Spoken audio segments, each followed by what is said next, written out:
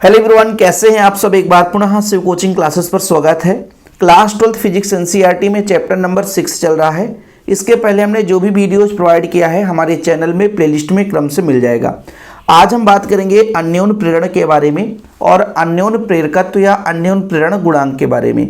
आप लोगों से गुजारिश है कि जो बच्चा क्रम से वीडियो नहीं देखता है उसको समझ में नहीं आएगा। जैसे आज का जो लेक्चर मिस करेगा उसे अगला लेक्चर यानी दो लंबी परिनालिकाओं के बीच अन्योन प्रेरकत्व का जो व्यंजक होता है वो समझ में नहीं आएगा। इसलिए सारे लेक्चर देखा करें। जिनके पास नोट्स नहीं है, शिव सर का नोट्स लेना है तो मात्र एक छोटा सा अमाउंट लगता है।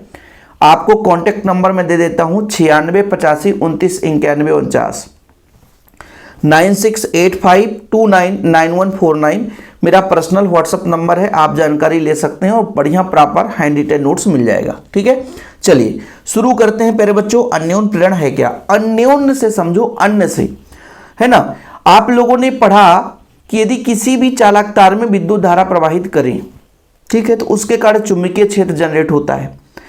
अब मान लीजिए चुंबकीय क्षेत्र जनरेट तो हो गया, तो धारा के मान में परिवर्तन करेंगे तो चुंबकीय क्षेत्र में बदलाव होगा, और चुंबकीय क्षेत्र में बदलाव होता है बच्चों तो कहीं ना कहीं चुंबकीय फ्लक्स में भी परिवर्तन होता है। थोड़ा समझिएगा, एक एक पॉइंट आपको क्लियर करेंगे, थोड़ा समय देना पड़ेगा बच्चों। मैं क्या कह रहा हूं, धारा के मान में परिवर्तन करेंगे, धारा से आपका चुंबकीय क्षेत्र जनरेट होता है, और चुंबकीय क्षेत्र का मतलब चुंबकीय फ्लक्स है बच्चों। चुंबकीय फ्लक्स मतलब फेरों की संख्या जो आपके चुंबकीय क्षेत्र रेखाओं की संख्या है।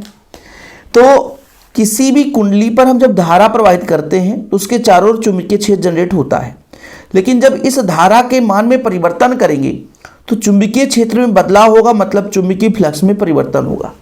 और जैसे ही चुंबकीय फ्लक्स में परिवर्तन हो और उसके पास कोई कुंडली हो, इसमें चुंबकीय फ्लक्स में लगातार परिवर्तन होता है बच्चों, तो इसमें प्रेरित धारा उत्पन्न हो जाती है।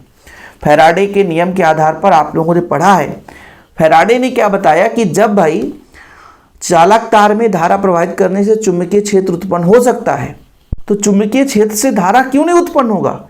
तब उन्होंने खोज किया था कि हाँ भाई, चुंबकीय क्षेत्र से भी प्रेरित धारा उत्पन्न हो जाती है। समझ में आया कुछ? देखो भाई, धारा से ही धारा उत्पन्न हो रहा है, समझने की कोशिश करिएगा।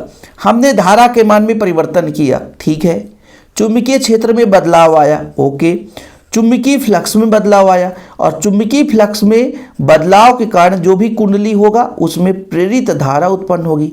यदि उसी कुंडली में प्रेरित धारा उत्पन्न हो जाती है वो स्वप्रेरण कहलाता है, लेकिन पास रखे दूसरे कुंडली में प्रेरित धारा उत्पन्न होता है वो आपका अन्योन प्रेरण कहलाता है।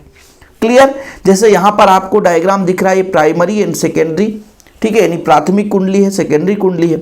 इस प्राथमिक कुंडली में हम किसी बैटरी के माध्यम से क्या करते हैं, करंट फ्लो कराते हैं, धारा के मान में परिवर्तन करते हैं।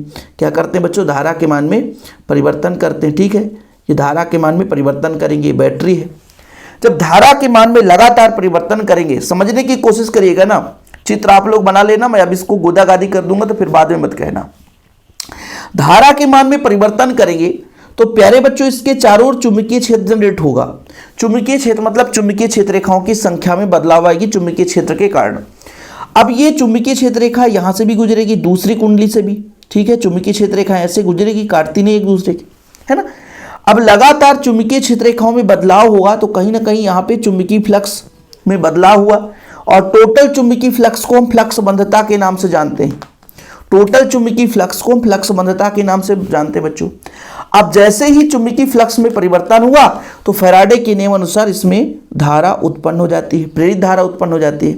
ये जो प्रेरित धारा उत्पन्न होगी इसके कारण होगी, मतलब इसमें कितनी धारा बहेगी बच्चों, है ना, समझ में आया। और चुंबकीय फ्लक्स भी धारा पर डिपेंड करेगा। अब आपको यहाँ पे थोड़ा कंफ्यूजन हो जाएगा ना कि सर कैसे समझा दिया, हम समझे नहीं। देखो भाई, जो दूसरी कुंडली में फ्लक्स उत्पन्न हुआ है, φ2 कर देते हैं, दूसरी कुंडली है, वो किसके कारण उत्पन्न हुआ है, धारा के कारण। किसके? I1 के कारण। जो हमने I1 धारा बहाया इसके कारण इसमें चुंबकीय फ्लक्स में परिवर्तन हुआ है, क्योंकि प्राथमिक कुंडली में हम धारा प्रवाहित करते हैं और द्वितीय कुंडली में प्रेरित धारा उत्पन्न होती है। क्यों बच्चों, फिर से समझो। जैसे धारा के मान में परिवर्तन करते हैं चुंबकीय क्षेत्र बदलता है, चुंबकीय फ्लक्स में परिवर्तन होता है, और परिवर्ती चुंबकीय फ्लक्स से ही प्रेरित धारा उत्पन्न हो जाती है, तो द्वितीय कुंडली में प्रेरित धारा उत्पन्न हो जाती है। यह परिघटना आपका अन्योन प्रेरण कहलाता है। जब किसी कुंडली में बहने वाली धारा के मान में परिवर्तन किया जाता है तो पास रखी दूसरी कुंडली में बद्ध चुंबकीय फ्लक्स में परिवर्तन होता है, जिससे उसमें प्रेरित विद्युत वाहक बल अर्थात प्रेरित धारा उत्पन्न होता है। यह परिघटना आपका अन्योन्य प्रेरण कहलाता है। क्लियर? जैसे बच्चों माना कि प्राथमिक कुंडली में I1 धारा प्रवाहित करते हैं, द्वितीय कुंडली में बद्ध चुंबकीय फ्लक्स φ2 है। यदि द्वितीय कुंडली में फेरों की संख्या N2 हो तो द्वितीय कुंडली में टोटल फ्लक्स बंधता कितना हो जाएगा? N2 φ2। समझने की कोशिश करिएगा मैं कहना क्या चाहता हूं। मैं ये बोल रहा हूं भाई कि प्राथमिक कुंडली में मैंने धारा I1 बहाया, ठीक है। जब धारा I1 बहाया तो भाई चुंबकीय क्षेत्र जनरेट हुआ, चुंबकीय क्षेत्र में बदलाव आता है, धारा में परिवर्तन करते हैं तो चुंबकीय क्षेत्र में बदलाव आता है ना। इस चुंबकीय क्षेत्र में बदलाव के कारण चुंबकीय फ्लक्स परिवर्तन होता है बच्चों, ठीक है। अब मैं ये कहना चाहता हूं कि जो दूसरे कुंडली में चुंबकीय फ्लक्स में टोटल चुंबकीय फ्लक्स कितना होगा? N2 φ2। सर N2 φ2 क्या है? N2 क्या है सर? N2 है फेरों की संख्या। द्वितीय कुंडली में फेरों की संख्या N2 हो सकती है, इसमें N1 हो सकती है। टोटल फ्लक्स कितना होगा? सभी फेरों की संख्या के आधार पर लेंगे, एक फेरे की संख्या तो ले नहीं सकते बच्चों। तो टोटल जो चुंबकीय फ्लक्स होगा वो N2 φ2 होगा। इसी को बोलते हैं फ्लक्स बंधता। क्या बोलते हैं बच्चों? फ्लक्स बंधता। क्या बोलते हैं? फ्लक्स बंधता। यानी कुल फ्लक्स कितना द्वितीय कुंडली में, कुल फ्लक्स कितना। अब ये जो फ्लक्स बंधता दूसरे कुंडली में है, ये किस पर डिपेंड करता है? I1 धारा पर, क्योंकि हमने I1 धारा बहाया है तब इसमें चुंबकीय फ्लक्स में परिवर्तन हुआ है ना। अब जैसे ही बच्चों समानुपाती हटाते हैं तो एक नियतांक लगता है, एक नियतांक लगता है जिसे हम अन्योन्य प्रेरकत्व या अन्योन्य प्रेरण गुणांक कहते हैं, ठीक है। जहां m क्या है? एक आनुपातिक नियतांक है या स्थिरांक कह सकते हैं, आनुपातिक नियतांक है, ठीक है।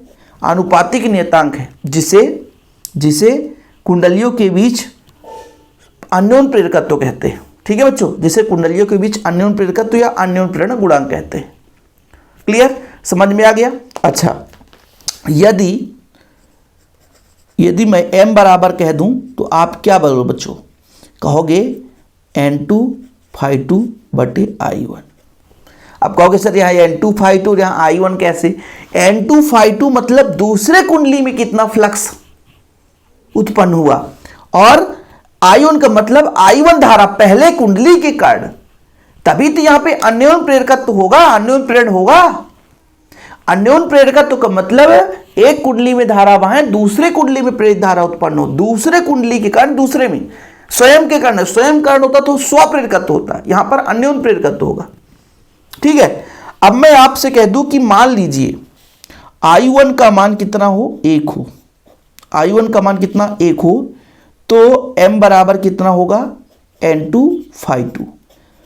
मतलब m जो है अन्योन्य प्रेरकत्व है ना, कुंडली में जितना भी फ्लक्स बंधता है उसी के मान के बराबर है। लेकिन कब?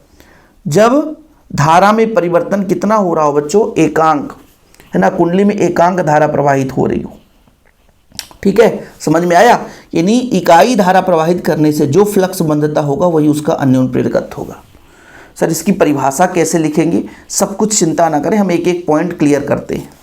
दो कुंडलियों के बीच अन्योन्य प्रेरकत्व आंकिक रूप से द्वितीय कुंडली में फ्लक्स बंधता की संख्या के बराबर होता है, जबकि प्राथमिक कुंडली में परिवर्तन की दर एकांक हो। यानी प्राथमिक कुंडली में धारा प्रवाह, इकाई धारा बह रहा हो, ऐसा भी लिख सकते हो, ठीक है, जबकि प्राथमिक कुंडली में इकाई धारा बह रहा हो। क्योंकि हम यहाँ पर केवल परिवर्तन क्या होता है? समय के साथ होता है। तो आप लोग ऐसे लिखिए कि दो कुंडलियों के बीच, ये आपका दो कुंडलियों के बीच बच्चों अन्योन्य प्रेरकत्व का मान, ये अन्योन्य प्रेरकत्व का मान फ्लक्स बंधता के उस आंकिक मान के बराबर होता है, फ्लक्स बंधता के उस आंकिक मान के बराबर होता है जबकि प्राथमिक कुंडली में एकांक धारा बह रहा हो। लिख लो ना भाई, वीडियो को रोको और सुनो। क्या सुनोगे? कि दो कुंडलियों के बीच अन्योन्य प्रेरकत्व, देखो जरा, दो कुंडलियों के बीच अन्योन्य प्रेरकत्व, m क्या है? अन्योन्य प्रेरकत्व। दो कुंडलियों के बीच अन्योन्य प्रेरकत्व, m क्या है बच्चों? अन्योन्य प्रेरकत्व, है ना। द्वितीय कुंडली में फ्लक्स बंधता के उस आंकिक मान के बराबर होता है जबकि प्राथमिक कुंडली में एकांक धारा बह रही हो, जबकि प्राथमिक कुंडली में एकांक धारा प्रवाहित हो रही हो, ठीक है। क्लियर? समझ में आ गया बात? चलो, तो ये पहली परिभाषा है। दूसरी परिभाषा भी हम देखेंगे फैराडे के नियम अनुसार, पर अभी इसको आप लोग समझो कि फैराडे के नियम अनुसार भाई हम बाद में देखेंगे, है ना। तो क्या लिखोगे बच्चों, दो कुंडलियों के बीच अन्योन्य प्रेरकत्व, ये अन्योन्य प्रेरकत्व है ना, द्वितीय कुंडली में फ्लक्स बंधता के उस आंकिक मान के बराबर होता है।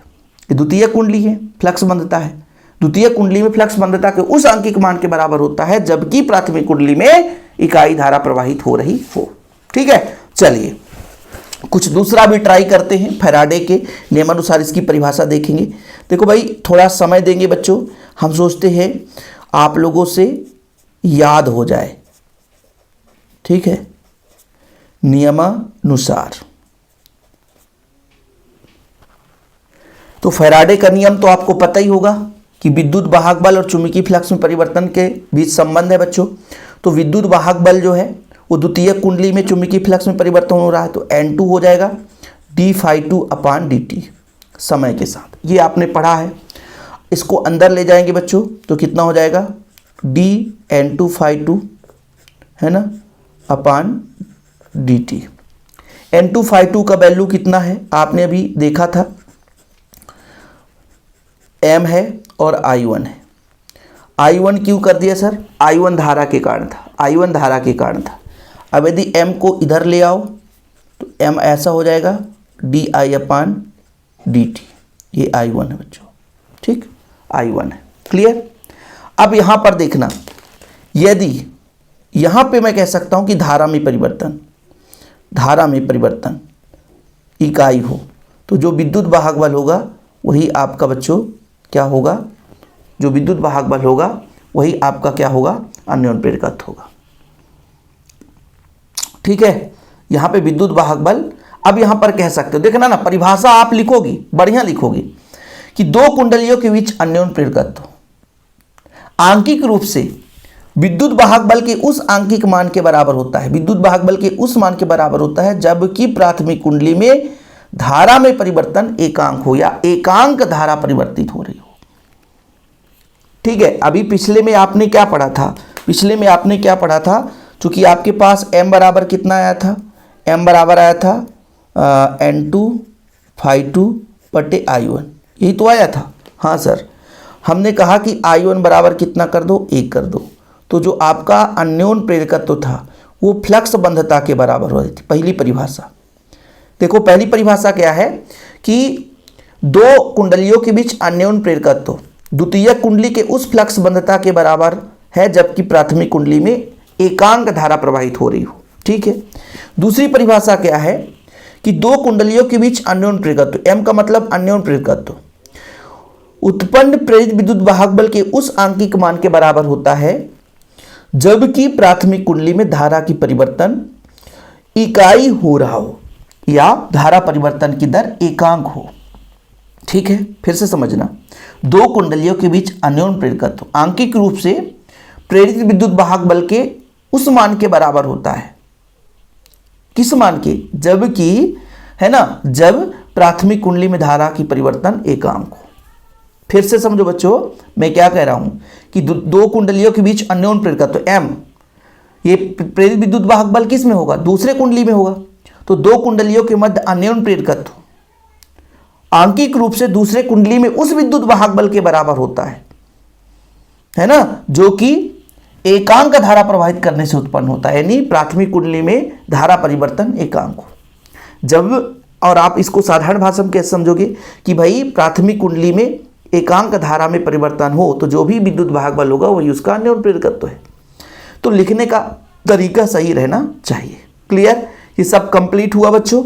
आगे हम थोड़ा सा आप लोगों को इसका इकाई बता देते हैं। तो इकाई आपका हेनरी रहेगा, चाहे आप स्वप्रेरकत्व की बात करें चाहे आप अन्योन्य प्रेरकत्व की बात करें। तो आप लोग इकाई जब लिखोगे तो इकाई में आप लोग लिख लेंगे क्या, इकाई बच्चों हेनरी। क्या लिखोगे, एसआई पद्धति में आपका हेनरी। ये आप लोगों के मन में याद रहना चाहिए, इकाई क्या है, हेनरी है। इकाई क्या है बच्चों, हेनरी है। अब आप लोगों ने पढ़ लिया E बराबर m, धारा में परिवर्तन di/dt। ठीक है, I1 है तो I1 कर लो। अब यहाँ से मैं बच्चों m का विमीय सूत्र निकालना चाहता हूँ, m का विमीय सूत्र। तो विमीय सूत्र के लिए क्या करना पड़ेगा, m का निकालना है तो इसको, जैसे विद्युत वाहक बल है विद्युत वाहक बल ऊपर रखो और नीचे धारा में परिवर्तन कर दो, di/dt। विद्युत वाहक बल क्या है? आवेश को ले जाने में किया गया कार्य, आवेश को ले जाने में किया गया कार्य। और धारा क्या है बच्चों? धारा क्या है? यहाँ पे धारा क्या है? धारा आपका एम्पियर ही है, तो एम्पियर रख दो। समय है आपका t, तो t कर दो। ठीक है, अब देखो जरा, यहाँ पर थोड़ा आप लोगों को समय देना पड़ेगा। ठीक है, पेन कहाँ गया भैया? पेन कहाँ गया? इधर है पेन। अब मैं आपसे कह दूं कि W का कार्य का विमीय सूत्र बताओ, तो बोलोगे सर विमीय सूत्र mL² T⁻², बटे में ये आपका आवेश है, धारा गुणे समय, धारा गुणे धारा का एम्पियर गुणे समय AT हो जाएगा, और डिवाइड बाय A बटे T। अब देखो भाई, यहाँ पे ही लोगों को दिक्कत होती है। ठीक, देखिए कैसे होगा, थोड़ा समझिएगा। ये बट्टे में है बच्चों, ठीक है, ये भी बट्टे में, इसके भी नीचे बटा है। अब यहाँ पर कुल मिला के कुछ इस तरीके से, मान लीजिए mL², कितना बच्चों यहाँ पर लिख देता हूँ, mL² T⁻² है, ये नीचे है, AT यहाँ आ गया। ठीक, अब हर का हर ऊपर जाता है, ऐसा होता है बच्चों। अब ये T से T कट जाएगा, तो कितना हो जाएगा mL² T⁻², और A है बच्चों ऊपर चला जाएगा 1⁻²। ये इसका विमीय सूत्र हो गया, विमीय सूत्र हो गया, विमीय सूत्र हो गया भाई। ठीक है, mL², फिर से लिख लेना, mL² T², वो भी माइनस में, A², वो भी माइनस में। ये आपका बच्चों अन्योन प्रेरकत्व का विमीय सूत्र है। किसका? अन्योन प्रेरकत्व का विमीय सूत्र है, या अन्योन प्रेरण गुणांक का विमीय सूत्र है।